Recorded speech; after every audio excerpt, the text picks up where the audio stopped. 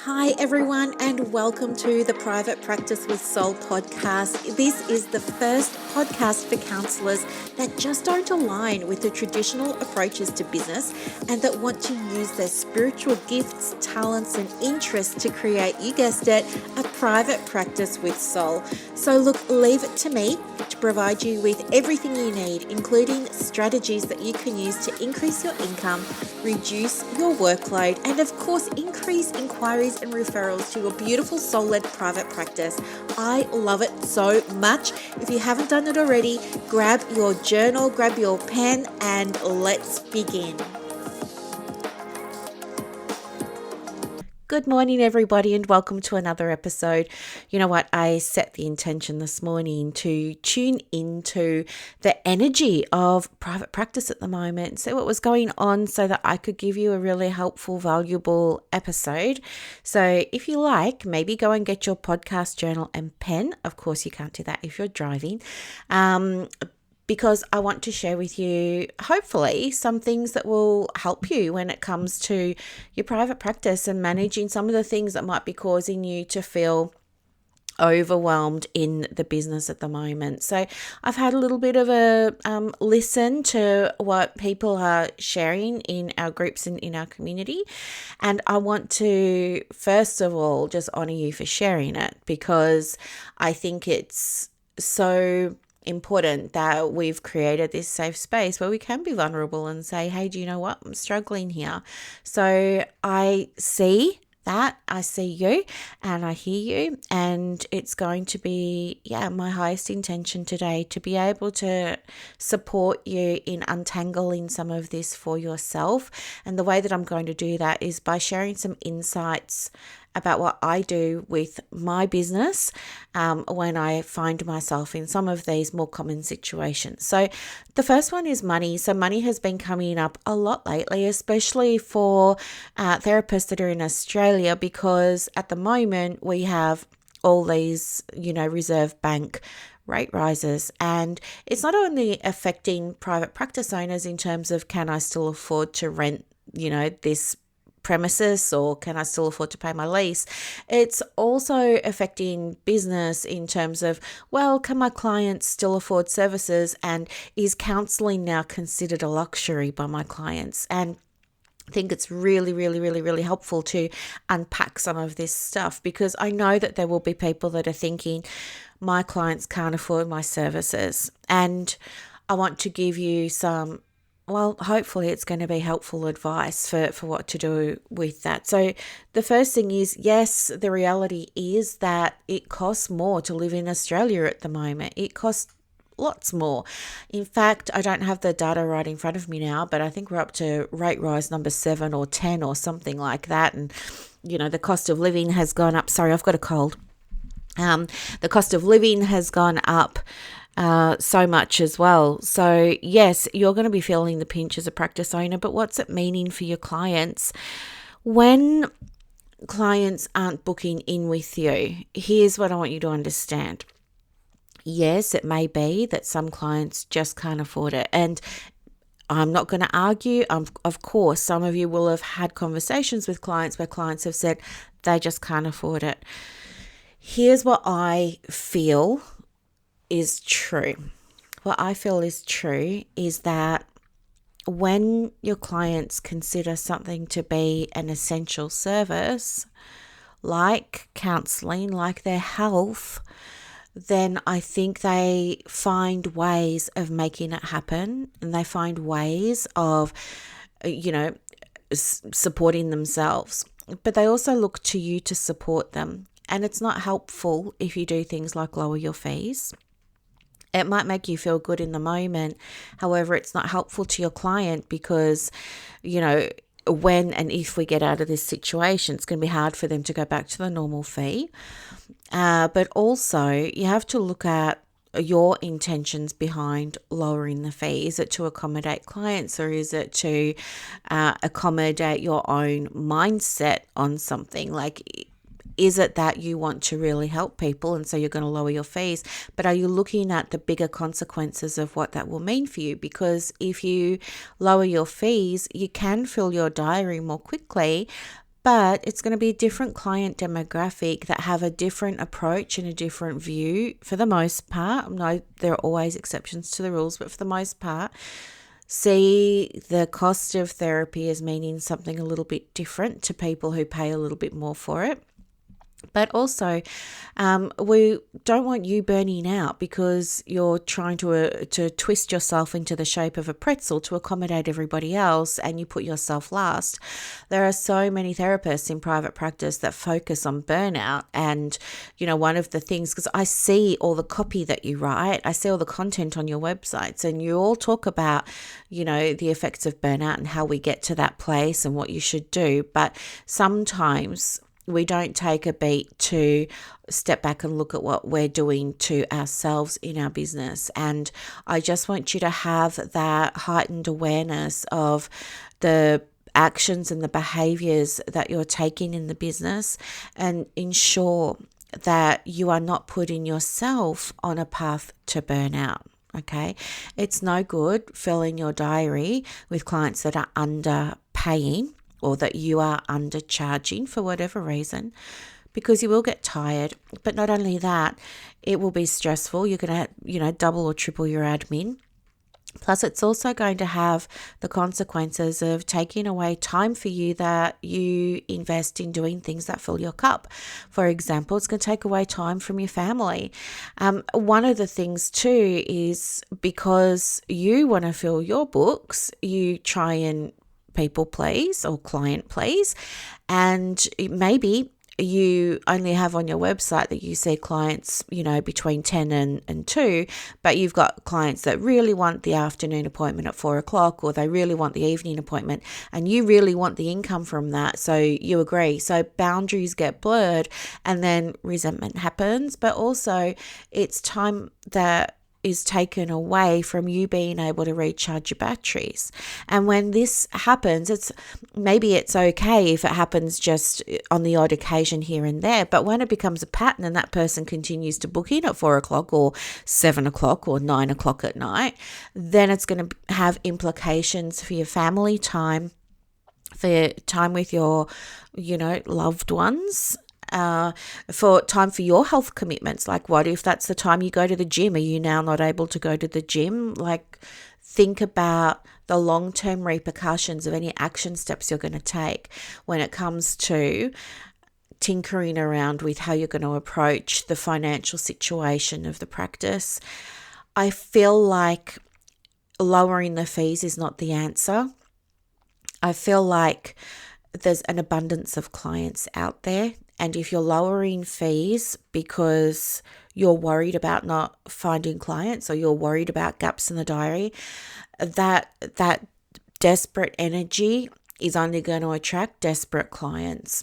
If you want to be attracting clients that are willing to invest, that are in a position to invest, that can invest, etc., then I really want you to consider, what would be the easiest way for you to adopt an abundance mindset at the moment. So for me, for example, even when it's, I talk about the seasons in business, even when it's a winter season in business, I know that there are so many clients out there, right? There's no shortage of clients, especially with everything that we've gone through over the last few years.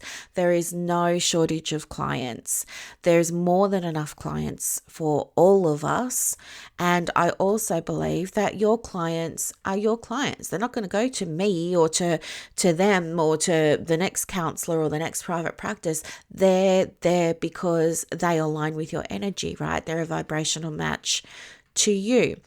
So whatever energy you are putting into the business around money at the moment is what will align to you, right? You are going to attract things that match the vibration that you send out into the world.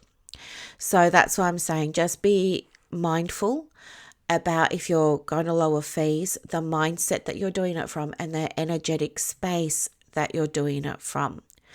I also saw something last night. Now, I was watching Married at First Sight, all right? I was watching Married at First Sight, but this came up, and I forget, I think it was, it may have been Mel and Leighton. I don't remember, but one of the couples was saying, surely that's my decision to make about whether or not I want this thing. I don't need my partner making decisions for me. And that really resonated with me because it is, in my mind, kind of similar to how I imagine our clients feel when we make decisions for them about what they can and can't afford, or what they could and couldn't handle, or, stuff like that. It's very disempowering. And the person who said this was, in her truth, and she was in her power, and she said, surely it's my decision to make. I don't need other people making these decisions on my behalf for me. I'm a grown woman. I can do it myself. So really think about when you are reflecting on your fee and you're wondering if it would be a good idea to lower them. I want you to think, is this something that's empowering, or is it taking away somebody's ability to make a decision for themselves? Or is it disempowering them in some way? Okay, are you making assumptions? The other thing that I want to share with you from a business perspective now is I've just got distracted because I'm recording this podcast and my mum's just sent me a text message asking me what time the pool fence inspector's coming. This is like one of the perils of having a Mac. All the devices connect to each other. Now I've lost my train of thinking. What was I going to say? Oh, it was something about fees and money, not assuming. I'll come back to it. Okay. Yeah, the other thing, this was what I was going to say to you. Yes, I was going to share this. Now, this is something that I picked up from my own coaching a few years ago, and it really was a big game changer for me, and I have mentioned it to you before. But if people aren't booking in, it's very, very, very rarely because of the money. Now, they may tell you it's because of the money, but the reality is it's usually because you haven't conveyed the value to them of that service. So if you start to notice that people are finding ways to, disengage, and as I said, there will be some people that can't afford it. I'm not disputing that, but it's not going to be everybody that says to you, the money's an issue. What they're really saying to you is, I don't see this as essential for my well-being, which means you haven't conveyed to them that getting help for their well-being is essential to their health. Okay, so that's a clue for you to go back to your messaging, to go back to your website, to have a look at your social posts and just check, am I being really clear about the benefits and the value that my service brings to these clients that need my help right now? It is my content targeted around that. Okay, so use it as a heads up to revise your message and revise your content. And do you know what? We all revise our messages. And do you know what? If you've been following me for a while, you know that this is true for myself too. Like, I've had so many different names for this podcast and so many different intros for this podcast and so many different business names. Like, I register a business name every other week. So it's to be expected, all right? It doesn't mean that there's anything wrong. If you make a message 12 months ago, you're probably going to tweak it and maybe even pivot it or update it 12 months down the line when you've had an opportunity to work with more clients. So it's not a bad thing to revisit, and it's not a bad thing when clients tell you, I'm willing to forgo my therapy, because to me it just feels like a chat. That's all we're doing. We're just chatting, and I don't have to pay $150 for a chat. At the moment, I could put that money into something else. So they're not seeing the value of the counselling session as anything more than a chat. So that's really your clue to show them, hey, do you know what? It might look like this is a chat because after all it is talk therapy, but here's what's really going on. every time I say a sentence in our conversation, it's coming based on years of qualifications, thousands of dollars in education, my professional experience, and with the overall intention of helping you to get well. There's strategy behind it, and the fact that it looks and feels like just a chat is evidence that it's working. Okay, so you need to be more mindful about that. When it comes to just moving away from clients for a moment and focusing on you as the practice owner or as the counsellor who's thinking about starting a private practice, maybe you are the one that's thinking, I really need some help, but I can't afford it. I feel like my advice to you is to look for programs that make you money so that you get your investment back. For example, with Marketing with Soul, we've got so many, it's only been women that have enrolled in that so far, but we've had so many women make their investment back and then some. So by enrolling in programs that are designed to make you money, it just becomes a no-brainer for you to sign up for them. Another one that makes money that you know of at the moment as well is the Digital Product Success Hub. So we've got that running now. We're in the middle of a challenge. Today's day 3 of the challenge. By the end of the week, the people in that group will have a sellable product, and I'll be sending it out to people on my email, and I'll be supporting the members by sharing their products on my social and to show you what's possible. But they have invested, $27 a month in learning how to make more than $27 a month. So that's what I mean. Be mindful about if you are in a position where you need more money and you're feeling the pinch. I would be focusing on enrolling in programs that have proven results of making its members money.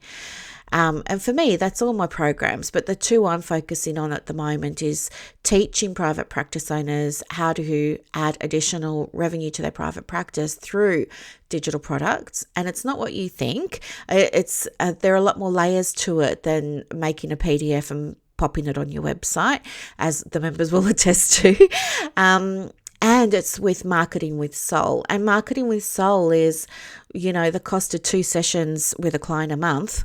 And it teaches you how to make thousands of dollars and get your practice up and going. There's case studies galore and testimonials galore that demonstrate that these are the results that you get. So if you're needing money, then I would invest in those 2 programs first, okay?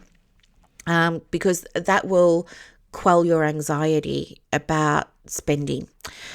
The next thing is, there's been a lot of talk lately about people scrambling, I think, and being so busy, being very busy and doing so many things. And it is normal, I feel, when you're in the early stages of private practice to be wearing all of the hats. And this is, I don't know about you, but I really believe that when I was starting my private practice, I was going to be sitting in the room and, having clients on the chair, and I was going to be doing all the really deep, special, powerful work with them. I didn't realize that my client time was only going to be a fraction of what I was actually required to do. I didn't realize I needed to market my practice. I didn't have a website. I didn't have a business card. I didn't have a marketing plan. I wasn't on social media. I mean, every mistake, I made it. But I kept myself busy as well, because as I started to become aware of, I need a website, I was the one that made it. I was the one that got my domain. I was the one that named my practice. I was the one that wrote my copy and my content. I was the one that wrote my website. I was the one that started an Excel spreadsheet. I was the one that was doing my own bookkeeping.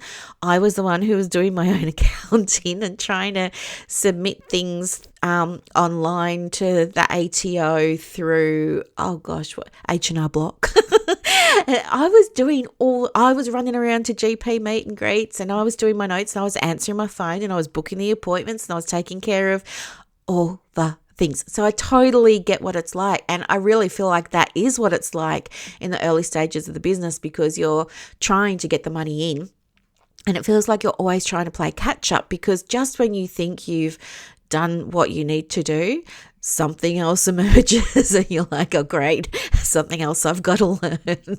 So I know what that's like. But I also know that when you're in desperation mode for clients or for money coming in and things like that, for a lot of us, our default is to get busier and to do more things. I totally understand that, because I was there too. But what I now do, now that I have, multiple six-figure private practice where I'm only working 8 hours a week, what I know now is that if I had my time over again, I would have definitely learned more about what do I need to be focusing on, because I could have saved myself so much time and energy, because it was just wasted. I spent so much time doing things that didn't shift the needle in my business at all, that didn't call in any new clients, that didn't make me any money to pay my rent or to pay myself or to pay my super or my tax, or, and what I understand now and the way I operate now is the night before the next day, right? So today's Wednesday. So last night I sat down, had a look. I was like, okay, what am I doing tomorrow morning? And I set an intention. And my intention is, I choose to receive more clients, or I choose to do this thing. It's always like I'm choosing or I'm receiving, or, and it's by setting that intention that I get to align everything that I'm doing that next day. So today, it's all about I'm choosing to over deliver to my clients today. And so what that's going to look like for me is making sure I've updated my sales pages. It's making sure I'm giving extra tips and helpful advice to people in the Digital Product Success Hub. It's making sure I check in with the women that are in the high level mentorship group and make sure that they're on track to where they want to be and that they're getting amazing results that they can be super duper proud of. It's making sure that I create a podcast for you that is going to help you get a result, because your time is precious and valuable. And I know so many of you listen to this while you're in the car.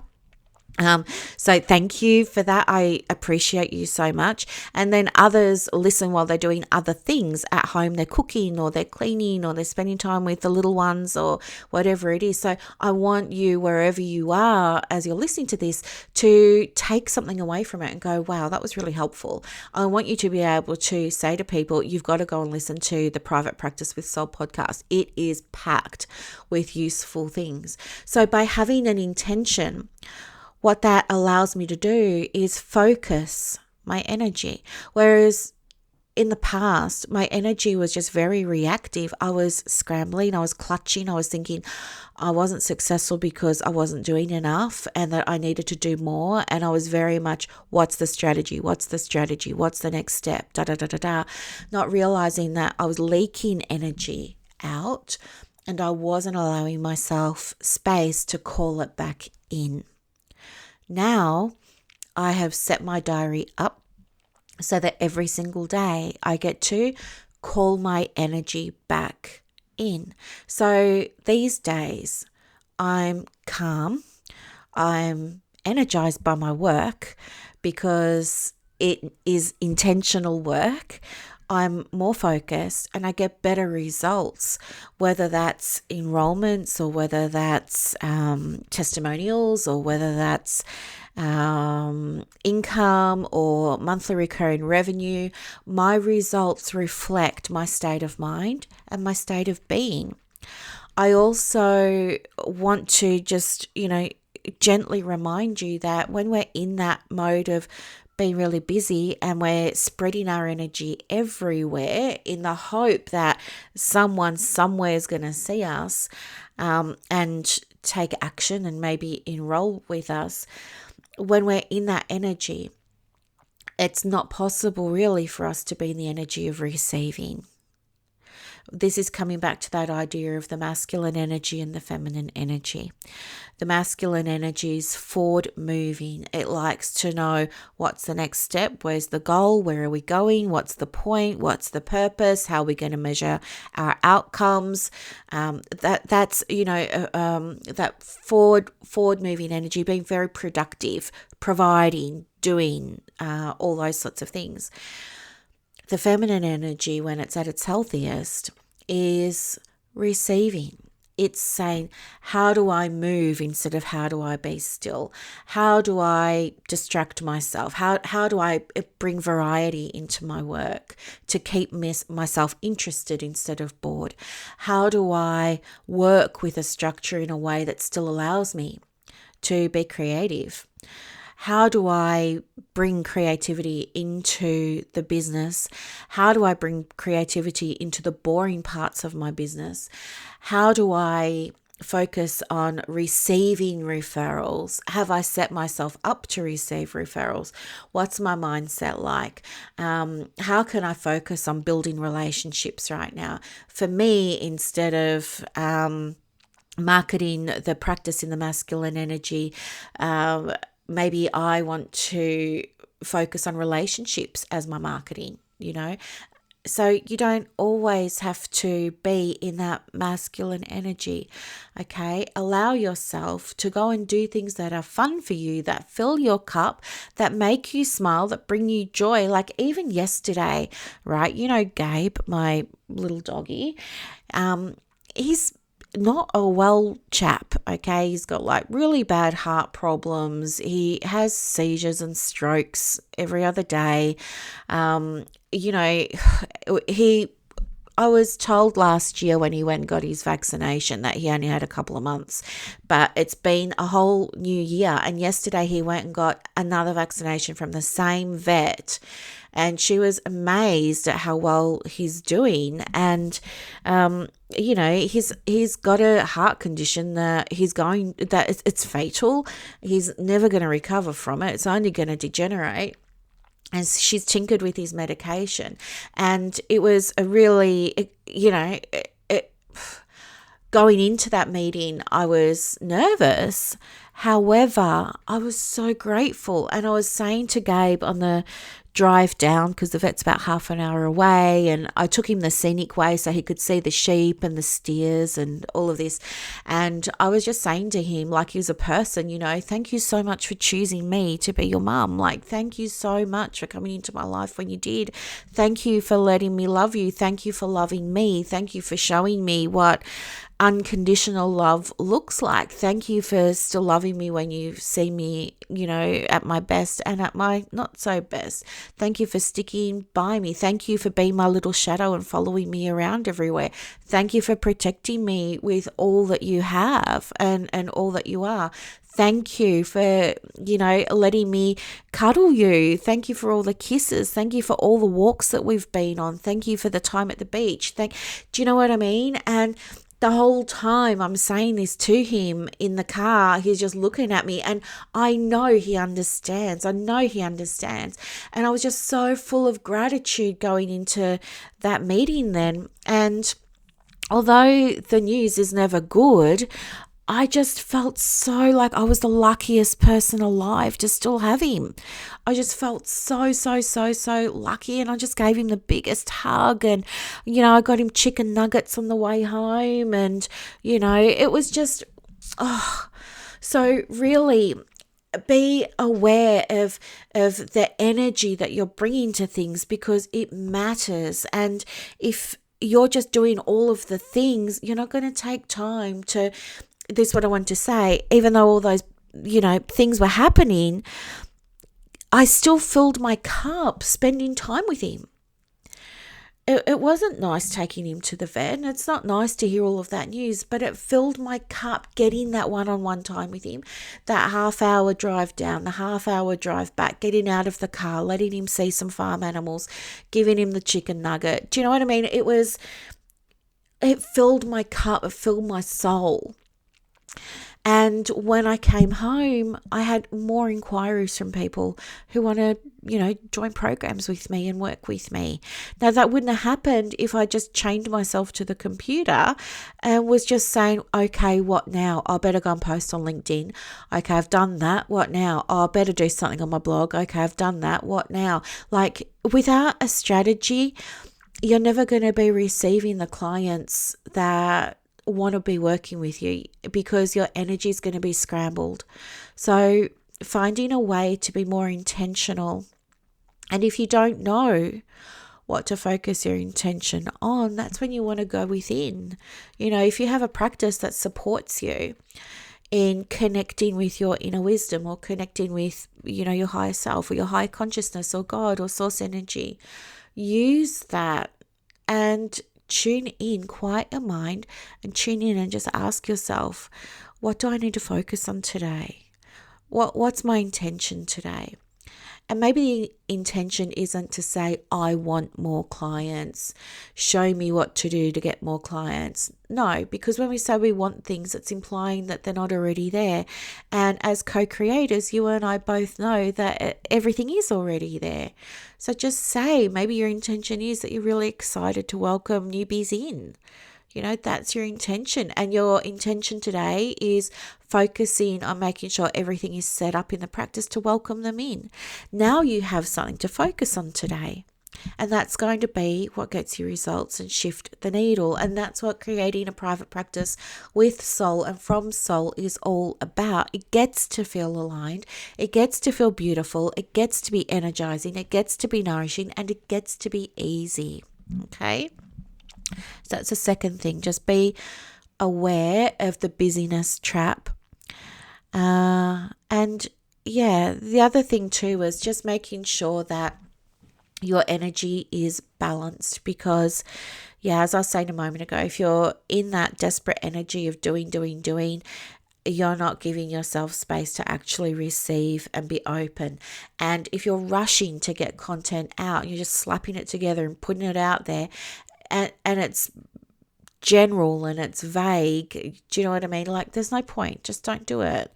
It's not nice for you. It doesn't get seen by your dream clients. They're looking at somebody else's content that is speaking to them, and that person wrote when that person was in a really great space.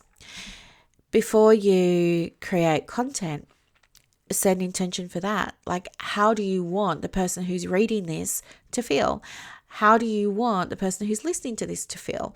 My intention for the podcast today was to be open and transparent, and for you to come away knowing at least one thing that you could do differently, or a different way to approach your private practice that would help you call in a new client.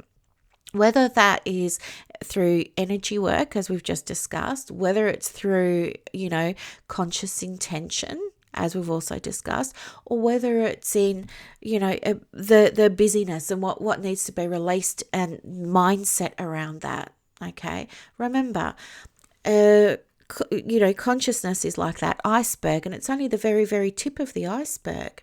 It's 10% of the iceberg, roughly, that sits above the water. But everything you do in your private practice, just about, is governed by the other 90% that you're not consciously aware of. It's that 90% is your beliefs, okay, in part. So that's a topic for another conversation, right? So have a think about the things we've discussed today. Have a think about, when it comes to your fees, are you conveying the value to your clients of allowing themselves to get support for their mental health and well-being, and how are you conveying that to them? Number one. For yourself, how are you stopping yourself by making money? How are you stopping yourself making money by not investing in programs that can make you money? Number three, where are you being busy instead of being intentional with your practice? Number 4, how can you harmonize? How can you get a better balance between moving through the masculine and the feminine? We need balance there. There's got to be doing in and receiving. Doing and receiving. Time in front of the computer, time away from the computer. Time focused on the business, time away from the business. Okay, there needs to be that balance there. So have a think. And if you need any guidance or support with any of this, of course, let me know. You just come and visit me on Instagram at The Private Practice Coach, or come and tap me on the shoulder on Messenger and Facebook. I can absolutely help you.